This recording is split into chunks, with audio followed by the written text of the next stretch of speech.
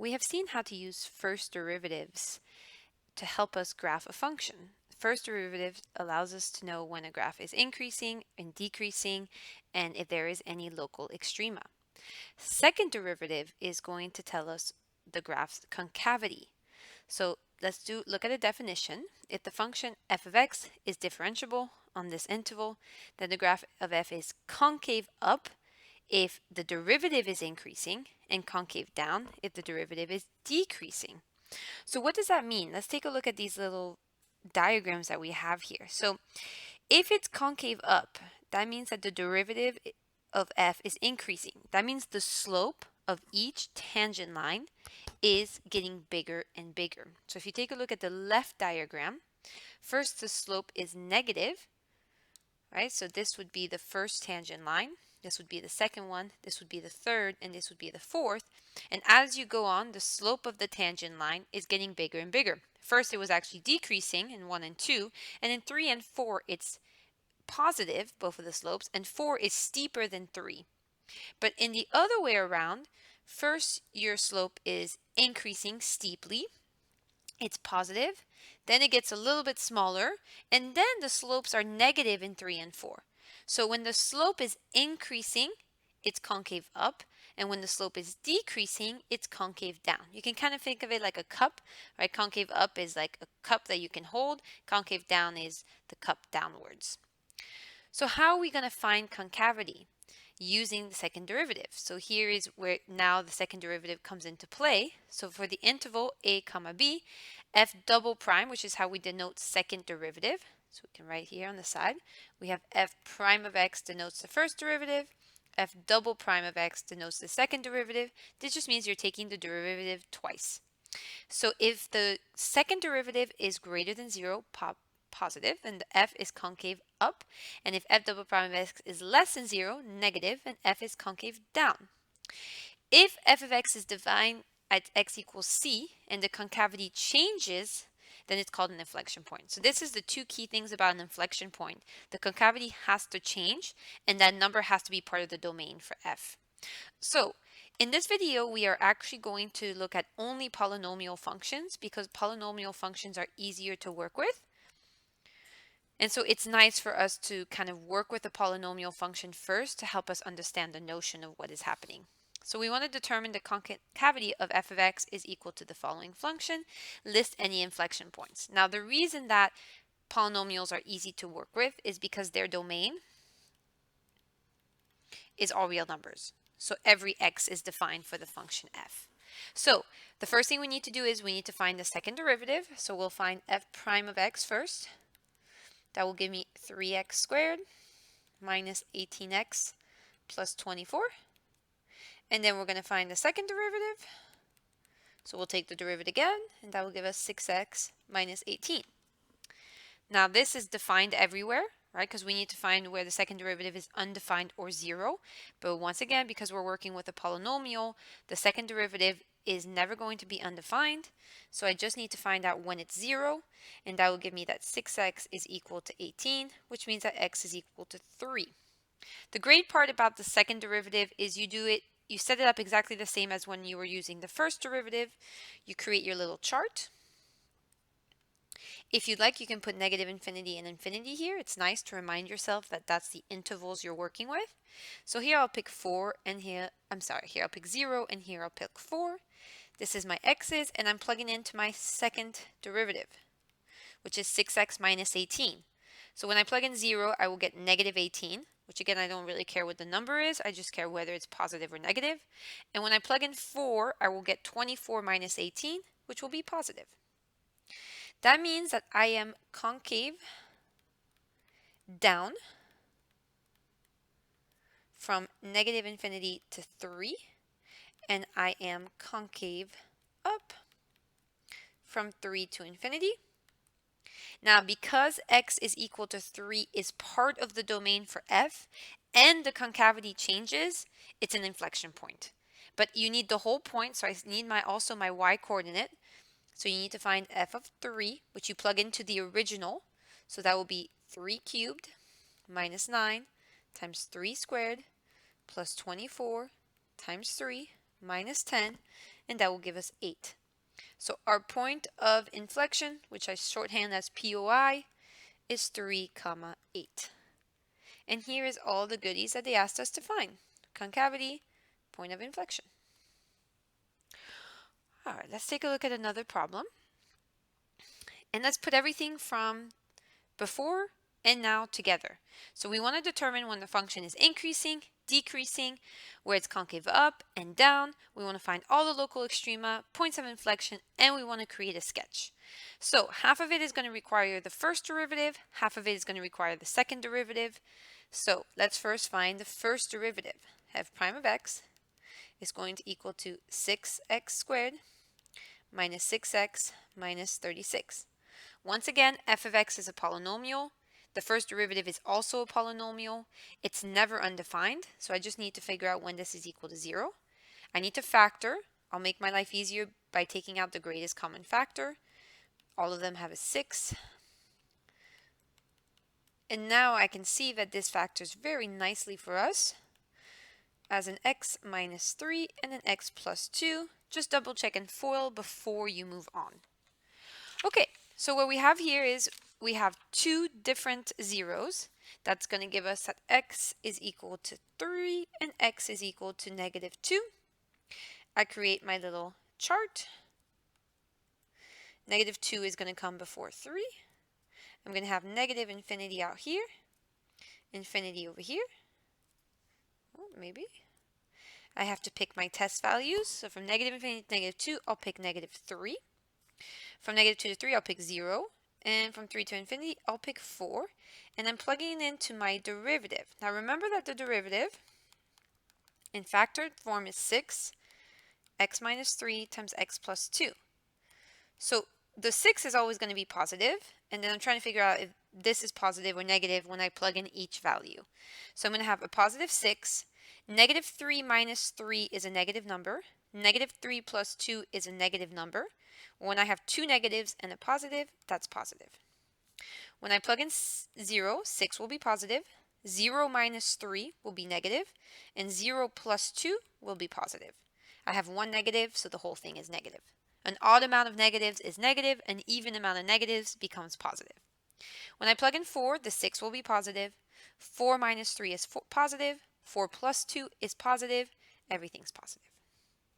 So I am increasing in interval notation, negative infinity to negative 2, union 3 to infinity. I am decreasing from negative 2 to 3. Because I increase, and then I decrease at x is equal to negative 2, that will be a max. And because I decrease and then increase at x is equal to 3, that will be a minimum. And in a little bit, I'll find the y coordinates for those also. That's from before, the first derivative. Now I do the new part, the second derivative.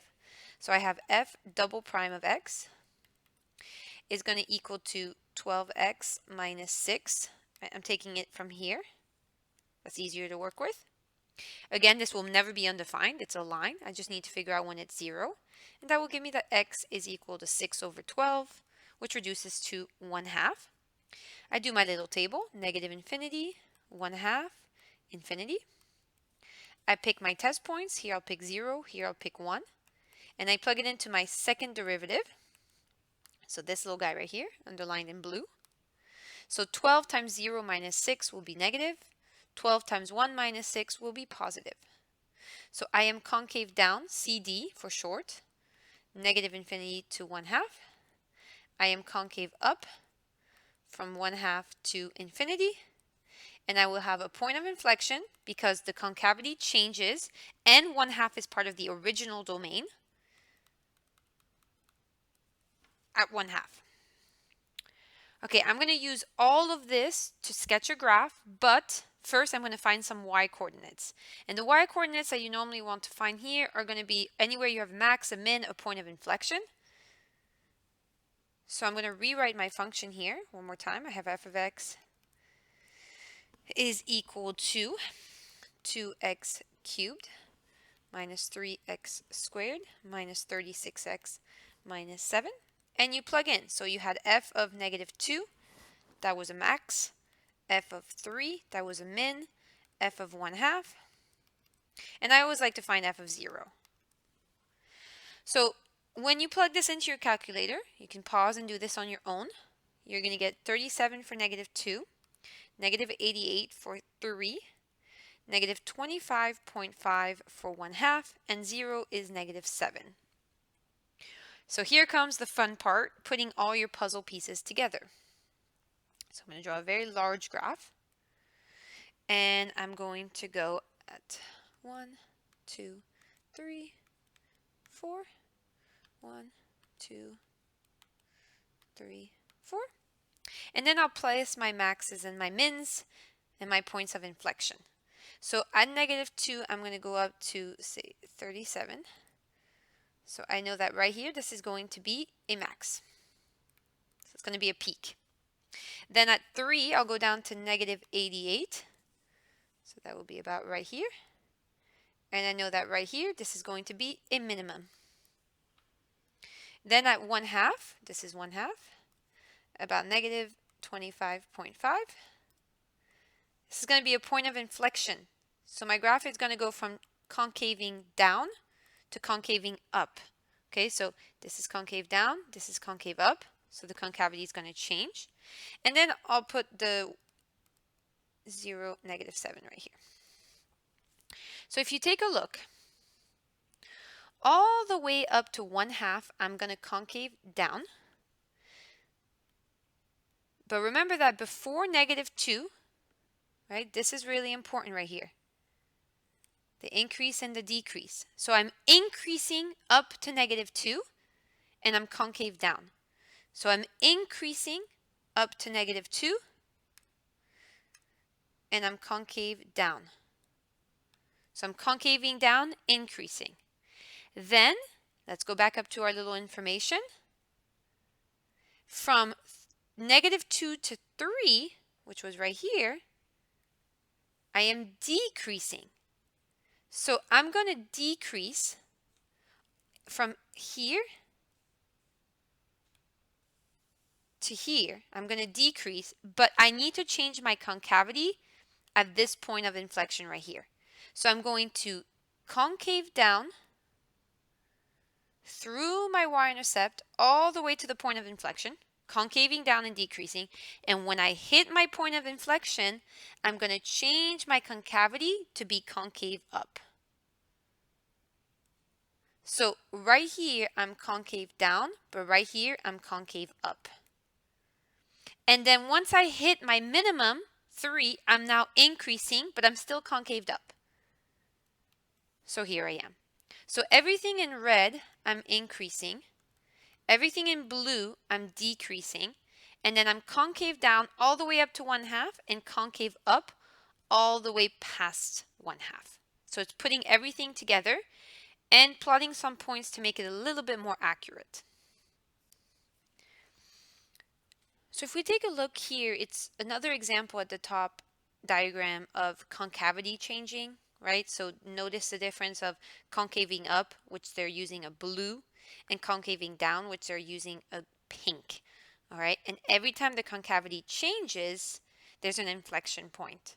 So it's blue is cupping up, right? Like you could hold water in it, and concave down is you're releasing the water, if that helps a little bit. So let's do another example where we're using everything. So we have a graphing strategy, and this is the first draft, and later we're going to introduce the final draft where we add a little bit more detail. So this is a great graphing strategy when you're doing polynomials, and then we will use a final draft when we do rational functions. So we want to follow the graphing strategy and analyze the following function. So in step 1, you need to do the algebra, which is to find the domain, find the x-intercepts, and find the y-intercepts. So we've already talked, this is a polynomial, x to the 4th plus 4x cubed. We start off with these because they're easier to work with. One of the reasons for that is the domain is all real numbers, -infinity to infinity. Any x can go into f. X-intercepts are when y is 0. That's when it crosses the x-axis. Y-intercept is when it crosses the y-axis. That's when x is 0. Normally the x is 0 one is a little bit easier to work with, so we can do this one first. F of 0 will be 0 to the fourth plus 4 times 0 cubed, which will give us 0. So we have 0 comma 0. The other one, the x-intercepts, you need to set the function equal to 0. But when you have a polynomial, that needs to be in factored form. So I have a common factor here. I have x cubed that I can pull out. I'll be left with x plus 4 is equal to 0. And then you set each individual factor equal to 0. So I get x is equal to 0 and x plus 4 is equal to 0. You don't need the cubed because x cubed means x times x times x, but all three of them will give you x is equal to 0. So obviously x is 0, we already knew that because we already knew the point 0, 0. But here we get another one, negative 4, which is going to be negative 4 comma 0. Okay, so this would be step 1. Let's label. We are now going into step 2, which is what we did previously. Find the intervals of increase and decrease in the local extrema. Step 3 will be intervals of concavity and inflection points. And step 4 will be to graph. So step 2, let's take the first derivative. So f prime of x is equal to 4x cubed plus 12x squared. This is never undefined, hence why we're using it to help us understand before the functions get a little bit more complex. I need to factor this. I have a greatest common factor of 4x squared. That will leave me with an x plus 3. Always distribute it back in just to double check before you move on, because then everything else will be incorrect. So I get x is equal to 0 or x is equal to negative 3. I draw my little table. Negative 3 will come first before 0. You can add again the negative infinity and infinity. So here I'll pick negative 4, here I'll pick negative 1, and here I'll pick 1. These are my x's, and I'm plugging it in to f prime of x. Now, if I look again at my f prime of x is equal to 4x squared times x plus 3. No matter what I plug in to 4x squared, because the x is being squared, this part is always going to be positive. So this part is what's going to affect either it's positive or negative. So when I plug in negative 4, again, the first part will be positive, and negative 4 plus 3 will be negative. So this will be a negative. When I plug in negative 1, again, this will be positive, and negative 1 plus 3 is a positive 2, so this is positive. And when I plug in 1, this will be positive. 1 plus 3 is positive, so this will be positive. Now keep in mind that because the function had all real numbers, both of these are part of the domain of f of x. So I have that I am decreasing from negative infinity to negative 3, and I am increasing, and because 0 is part of the domain, this is going to change if it wasn't, you can write negative 3 to infinity straight through. If 0 was not, you would have to skip it by writing union. You would have to write negative 3 to 0, union 0 to infinity, but because 0 is part of the domain, you can go straight through. Okay, now I have two critical numbers, but not both of them are in extrema. Only one of them, because I decrease and then increased, I have that x is equal to negative 3 is a minimum. X is equal to 0 is neither. It is neither a max nor a min.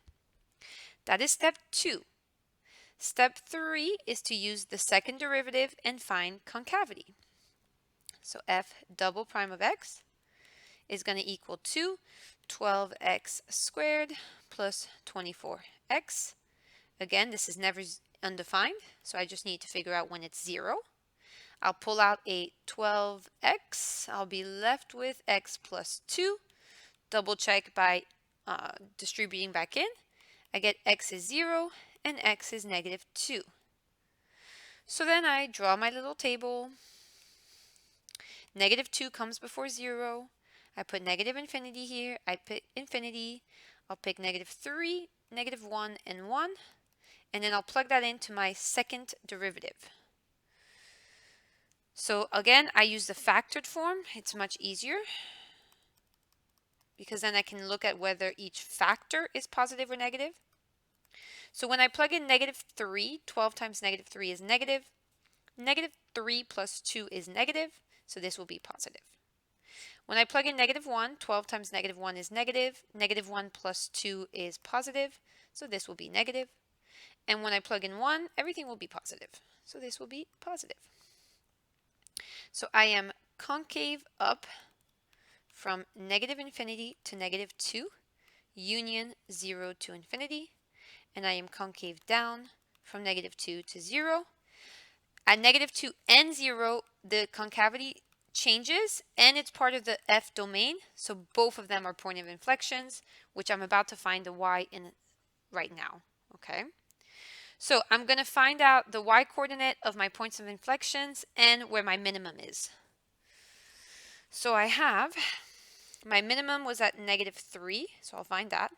I have f of 0, which I already found at the beginning. It's 0, that's the y-intercept. And I also need to figure out -2. So when you plug that into your original f of x, which I'll write right here, f of x was x to the 4th plus 4x cubed. So when you plug in -3, you will get -27. And when you plug in -2, you will get -16. All right, we need to put all of this into the graph. So let me write all of our goodies one more time. I'm going to keep the points here. I had an x-intercept at 0, 0 and -4, 0. I had a y-intercept at 0, 0.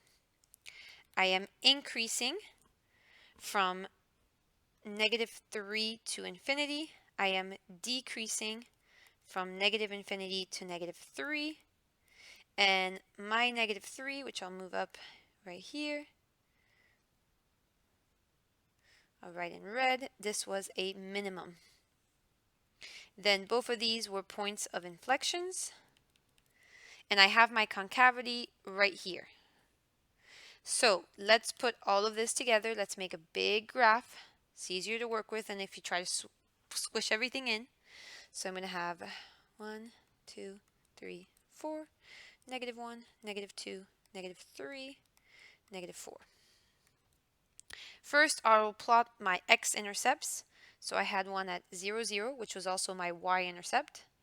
And I had one at -4, 0, which is going to be right here. Let me plot my minimum. So right here at -27, I had a minimum at -3. So this was my minimum right here. At -2, which was -16, I had a point of inflection, which means my concavity is going to change. Okay, so I'm starting off decreasing, and I am concave up all the way into -2. But I'm decreasing only to -3. So first I'll take care of that. I'm decreasing all the way to -3, concave up. At -3, I start increasing, but, right, I have a point of inflection right here. So at this point of inflection, I need to change from concave up to concave down.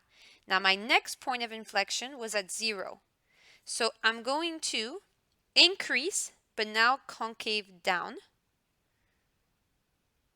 And then I need to change my concavity again. So then I start concaving up again. And here it is. So I'm concave up, then concave down, and then concave up again. And here I'm also concaved up. And I am decreasing from here to here. And I am increasing all the way from here to here. And I got some points to make it a little bit more accurate.